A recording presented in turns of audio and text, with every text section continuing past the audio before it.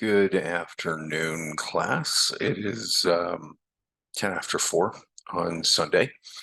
And as you know, I'm going to be leaving tomorrow morning, so to Ottawa, and therefore there is no class tomorrow night and no class on Wednesday night.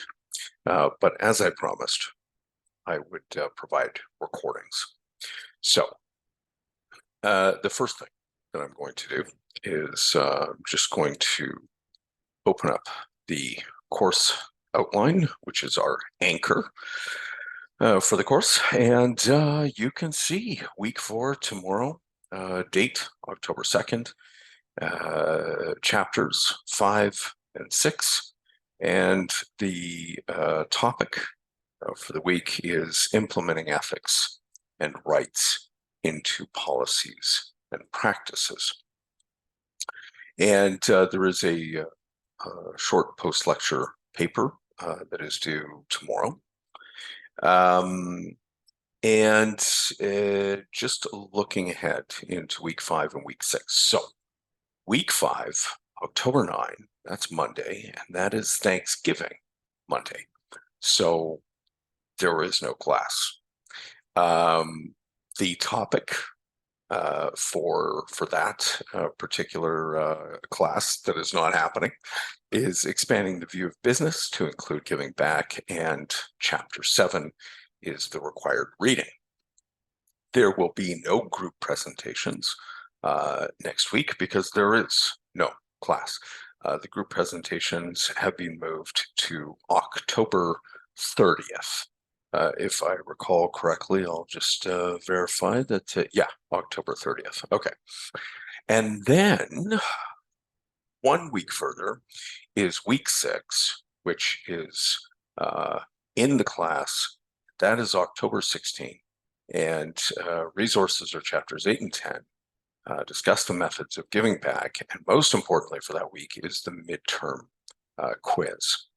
Now, I'm not going to, for this recording, I'm not going to talk about the quiz at all. I will do that next week. So what I will do for next week is, even though there is no class on Monday, October 9, I will do the same thing as I'm doing right now next weekend, and that is I will address the content for that particular week, and I will include as much information as I possibly can about the midterm quiz format, and again, as much information as I possibly can without actually giving you the questions. And I'll tell you, what I can insofar as preparation. Okay, so that's the first thing. The second is the first short post-lecture paper that all of you provided and submitted. Everyone did a great job. So fantastic. But what I wanted to do was I wanted to bring everyone's attention to one paper. And I had quite a few to choose from, but this is something that I do in a lot of classes, and that is I highlight one particular paper. Anonymity is guaranteed, so the person's name has been removed, and I just want to show you on the surface what it looks like, and maybe show you a little bit of the content as well. But it was very, very impressive. And so I'm going to show that now. And let me just make sure that you can actually see it here. And no, you can't. Just 1 second here. Hang on. I got to move this. New share. And here. Okay. So this is the paper that I chose to share with you guys. You can see it has a cover page. Very nice.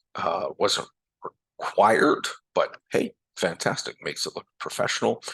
It says chapter 3, identifying stakeholders and issues, et cetera, right? And then scroll down and it's got its header for the chapter summary.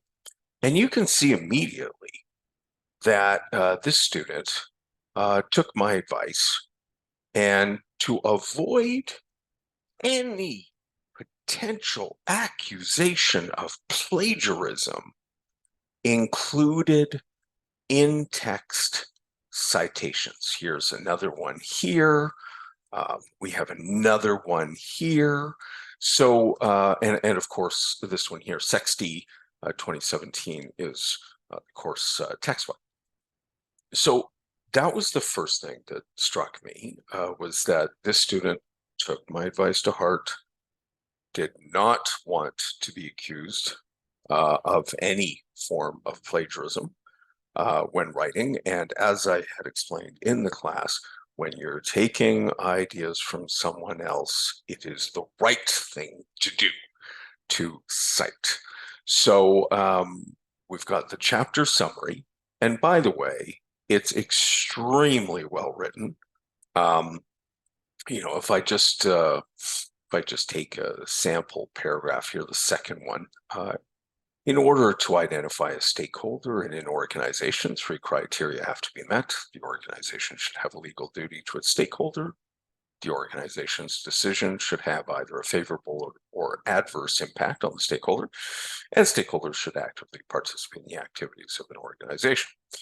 Great, fantastic. And then, you know, it goes on, gives a little bit more information. This is a very detailed summary, as you can see.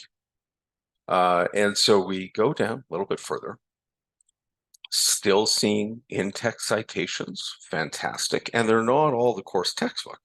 So this particular student went above and beyond to gather information from other resources. And we keep going, keep going. And then we have a different header, chapter analysis, right? And we've got it broken down. This student has made it very easy for me to follow with relevance and then key takeaways.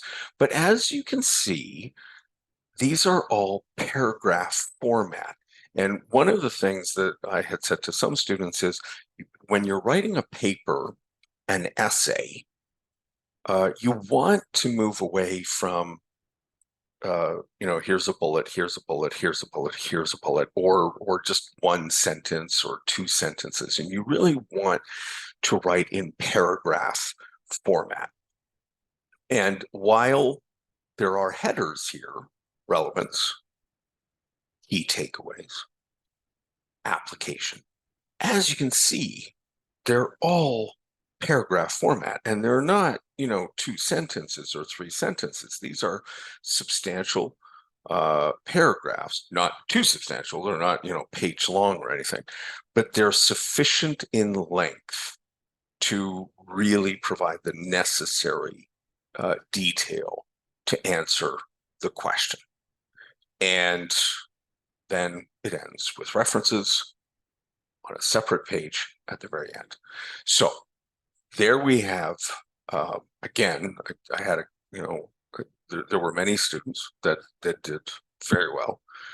I chose this one as a sample, and therefore, please keep that in mind when writing the future short lecture papers.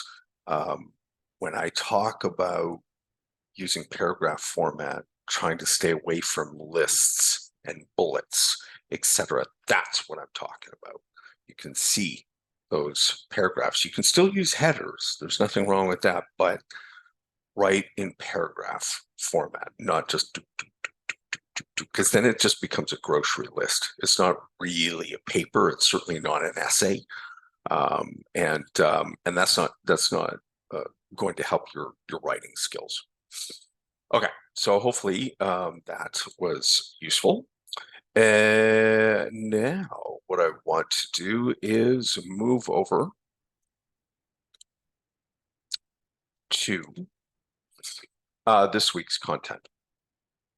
And on the left-hand side, you can see there is the Class 4 handout, potential ethical implications for business.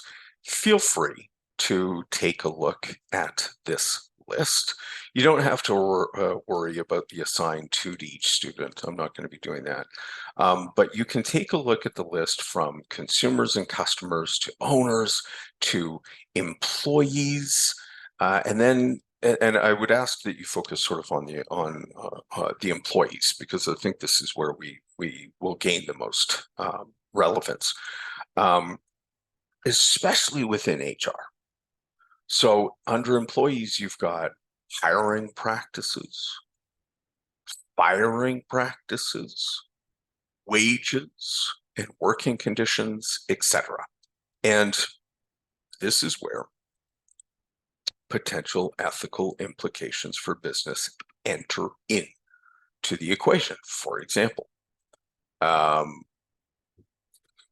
make that a little bit bigger. Employees. If we take a look at hiring, so let's say you're in HR and your boss asks you to hire his daughter. You do. Right?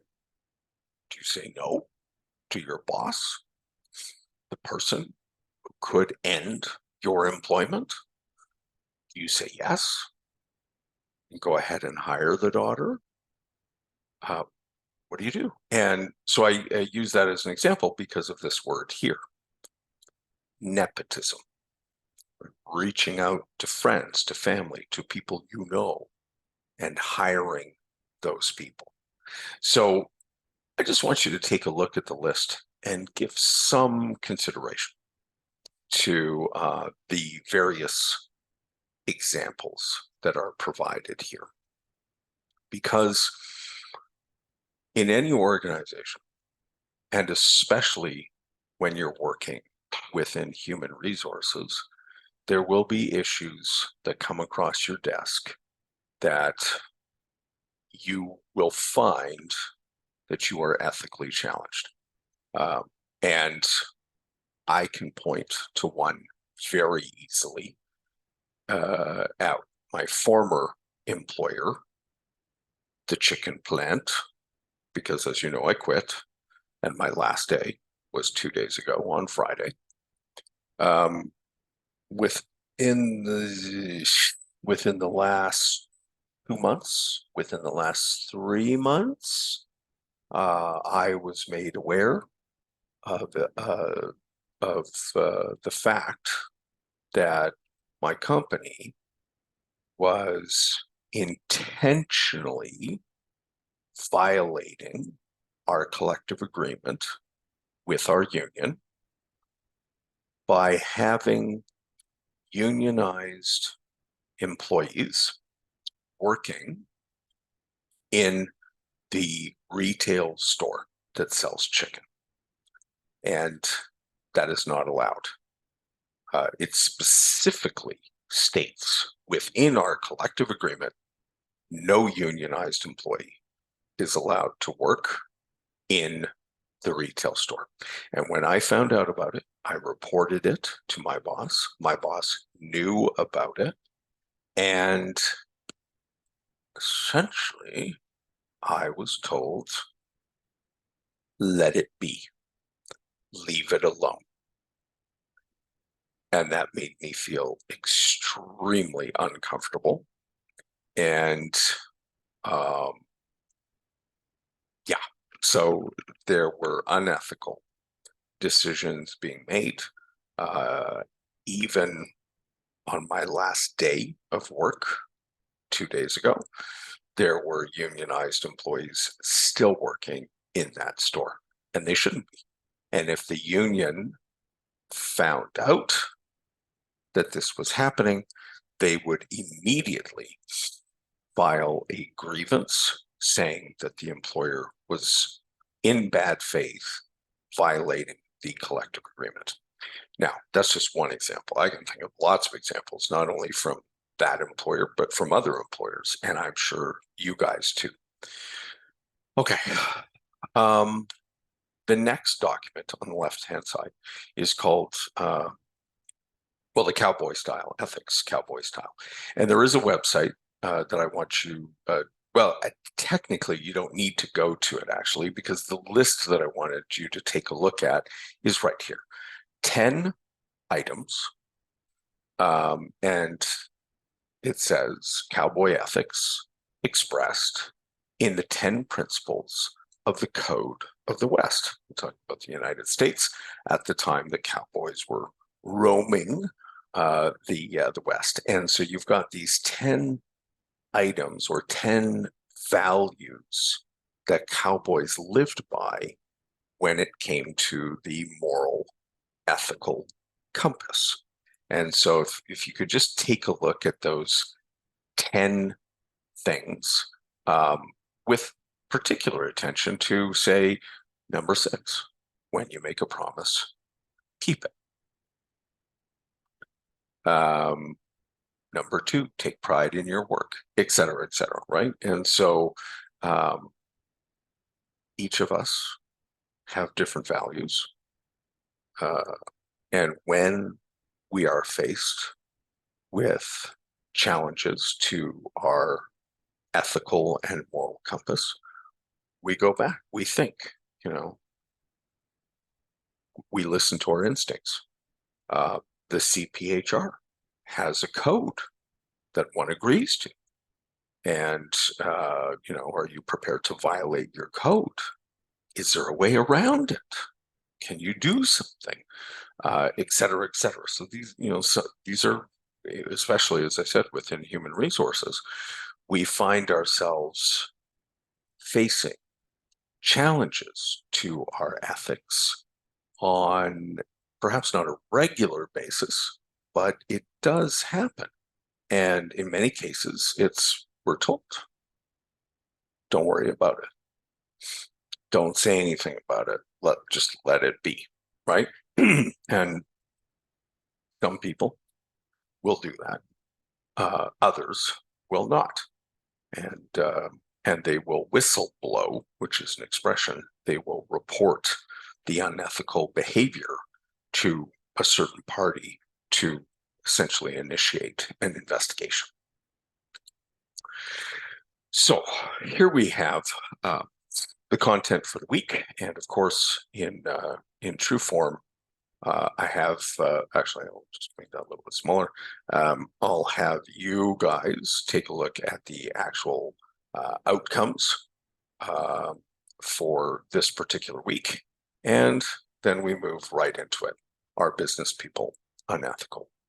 So, you ask yourself the question, are business people unethical? And I think you're going to say what I say. Some are, some aren't.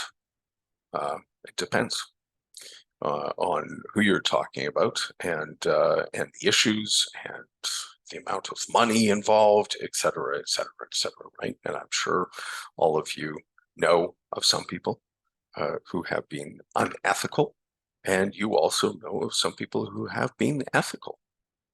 So when it comes to assessing ethical implications, you've got 3 different levels: awareness, assessment based upon influences, which is more appropriate than just awareness, and then you have assessment based on ethical principles, which is the most appropriate of all. Now, the various influences that they talk about in point number 2 are found here. It could be an individual. It could be your boss. It could be the corporation. Perhaps it's economic efficiency. There's a push for economic efficiency within the company, right? Cost savings, etc. It could be government or the legal system in which we operate, or maybe it's societal. Either way, all of these operate as potential influences. What is competition law? This is legislation that regulates activities that improperly benefit one producer over another through misleading or unfair practices that affect a consumer. Criminal matters include price fixing, perhaps telemarketing that is deceptive, or false or misleading representations. Civil matters will include mergers, refusal to deal or negotiate, misleading advertising, or deceptive marketing practices. A concept of ethical relativism means that ethics are relative and people set their own standards for judging their behavior. And we've all been there, right? Well, let me think. You take a look at the situation and, maybe there's money on the ground. And there are a few people not too far away. Do you pick up that $20 bill and say, hello, excuse me, did someone lose this? Or do you not say anything and keep the $20, knowing that if you do the first thing, which is pick the $20 up and say, hey, excuse me, did one of you drop this? There may be one or more of those people who are unethical and they know they didn't drop that money, but they immediately say, oh yeah, that's mine. Yeah. So you weigh things, right? We have a table here of value judgments, moral standards, and ethical principles. And so what this table does is it distinguishes between the three. So I don't want to read all of this, but I'll take some points. So under value judgments, let's use the way managers intuitively feel about right or wrong. Then we move to moral standards. And again, using managers. Managers turn to moral standards of behavior when it comes to decision making. And under ethical principles, again, keeping managers as the focus, managers can examine standards of behavior and choice of goals by using the fundamental logic of ethical principles of analysis. So I encourage you to read all of the various options under each column, just to sort of differentiate, to have the ability to differentiate between each of the three and sort of expand upon your knowledge there. The principles of ethical analysis involve all of these bullets, which include, if I highlight, caring, self-interest, justice,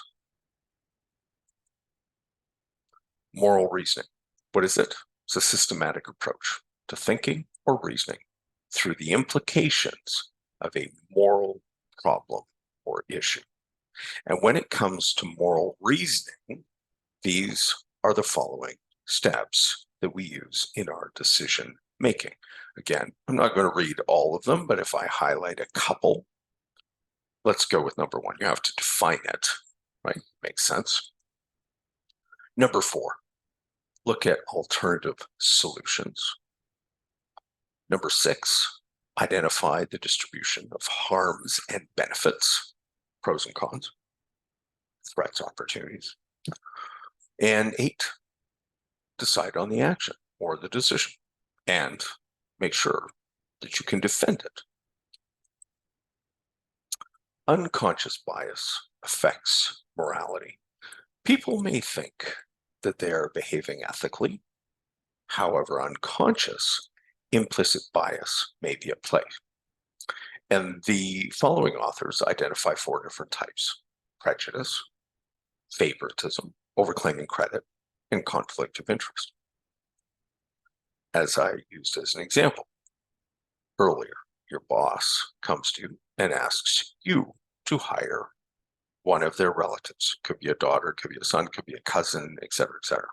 I was in a situation like that where I was asked by a former employer and by my boss to hire her, I think it was her brother. And it didn't happen. Her brother wasn't hired, but it was certainly uncomfortable and it was awkward. And I certainly brought up the potential for conflict of interest. We have the cowboy ethics, which is, of course, what I've already drawn your attention to in the list of 10 values that cowboys would live by, their code. We move to chapter 6, which is ethical leadership. So ethical leaders communicate ethical standards and encourage ethical conduct. Well, that makes sense. If they're ethical, they should pass down their ethical thinking. Responsible leaders focus on financial performance and may or may not add a stakeholder view, and servant leaders have greater engagement with stakeholders. Corporate ethics programs comprise some combination of the following: a statement of values, code of conduct or ethics, ethics training, ethics audits and consulting services, ethics officers and committees, and ethics reporting systems. In fact, in some organizations, they will use what is called an ombudsman. The ombudsman would be external from the organization, so an individual, separate entity that is used to make decisions on ethical challenges. What is a standard or the standard of care? So the Canadian Business Corporations Act imposes a duty on directors and officers of corporations to act honestly and in good faith with a view to the best interests of the corporation and to exercise the care, diligence, and skill that a reasonably prudent person would exercise in comparable circumstances. That's the standard of care. We have various liabilities for directors and for officers: a liability in tort and contract, in tort, in contract, and by statute. More information is found within your textbook. But essentially, you're talking about exposure. Liability meaning, the potential for legal action to be taken place against a director or officer. And of course, when taking on that role of a director on a board or perhaps an officer on the executive committee or on the executive, like a chief executive officer, they need to be made very aware of the exposure that they have in those roles. How do they do that? Well, through education, avoiding the risk of personal liability. Directors can meet the statutory standard of care by being attentive, active, and informed, and they should do all of the following: 1, 2, 3, 4, 5, 6 bullets. So taking a couple of examples, third bullet, identify possible problems within the company. Fifth bullet, regularly attend the meetings and ensure they receive reliable professional advice. What is a statement of values? It's a description of the beliefs, principles, and basic assumptions about what is desirable or worth striving for in an organization. And a lot of companies will have a list of their core values, what is important to that particular business.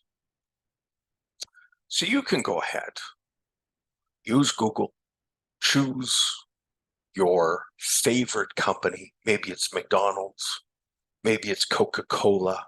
I mean, I'm just using Western examples, but these are things that pop into my head, right? Maybe it's a clothing manufacturer, who knows, right?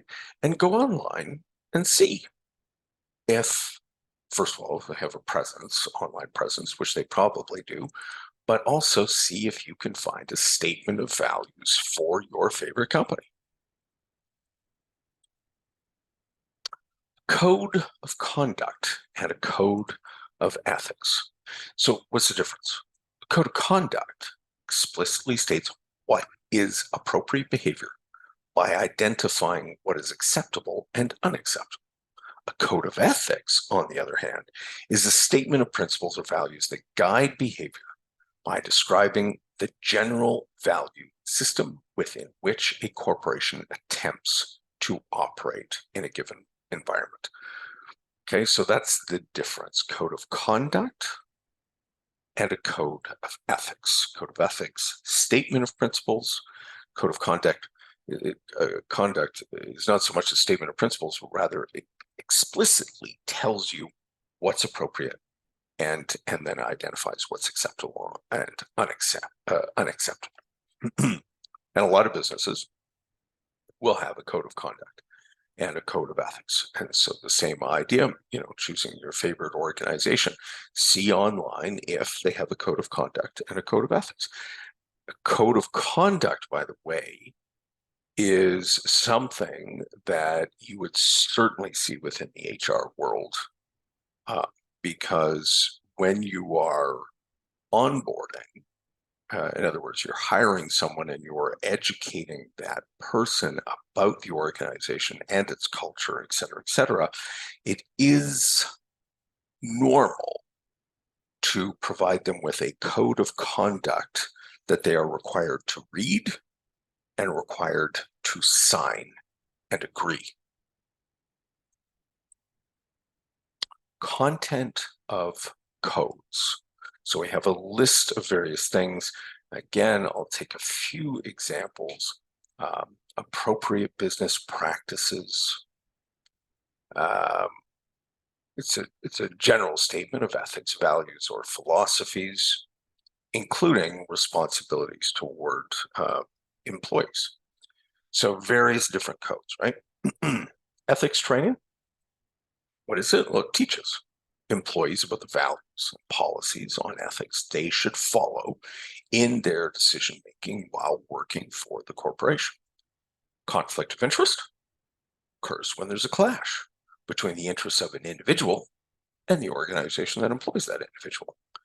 It is a situation in which an individual has a private or a personal interest that is sufficient to appear to influence the objective exercise of that individual's duties. Ugh, Garbo. What is that saying? It's saying that, you're a person who's working for a company, and I'm talking about the second bullet here, and you have a private or a personal interest that, and I'll just use some of the words, that is sufficient to appear to influence. In other words, this personal or private interest is on your mind, and it may, or perhaps more likely, influence your decision-making in your capacity of, or as an employee of this company. Example, you have access to information as an employee of this company. You have access to information that you could use for personal gain. Insider trading would come to mind, right? So that would be a conflict of interest. What's an ethics audit? systematic effort to discover actual or potential unethical behavior in an organization. What is whistleblowing? It's the practice of reporting alleged wrongdoing, perhaps a code violation, or any other irregularity in operations. It's an act of voluntary disclosure of inappropriate behavior or decisions to persons in positions of authority in the organization. And some companies will have, a whistleblower policy, and that policy will explicitly state that the person who is reporting or whistleblowing is protected. They can't be fired or punished in any shape or form just because they're reporting on unethical behavior. Board of Directors' responsibility for ethics. So one view is that directors have two tasks in relation to ethics. They have to collectively identify values that determine acceptable behavior in the firm, and they also have to put in place a process that ensures that values are reflected in action. That's the BOD, Board of Directors. Whereas with managers must announce the program, champion its development and implementation, and always aspire to lead in an ethical manner. They must also provide moral leadership as opposed to immoral or amoral leadership. Fair enough. Benefits to managed ethics programs. In other words, ethics programs that are well managed. What are the benefits? Well, you'll see improvements in business practices and benefits to society. Instead of dumping all the garbage into the river, which some managers have done, you will see managers who make the correct decision not to do that and harm the environment. You'll see an increased demand for ethical behavior. It aligns corporate behavior. In other words, a managed ethics program aligns corporate behavior to ensure that sound ethical decision making is made across the board, provides assistance with moral dilemmas, helps avoid criminal liability, and considers stakeholder impact.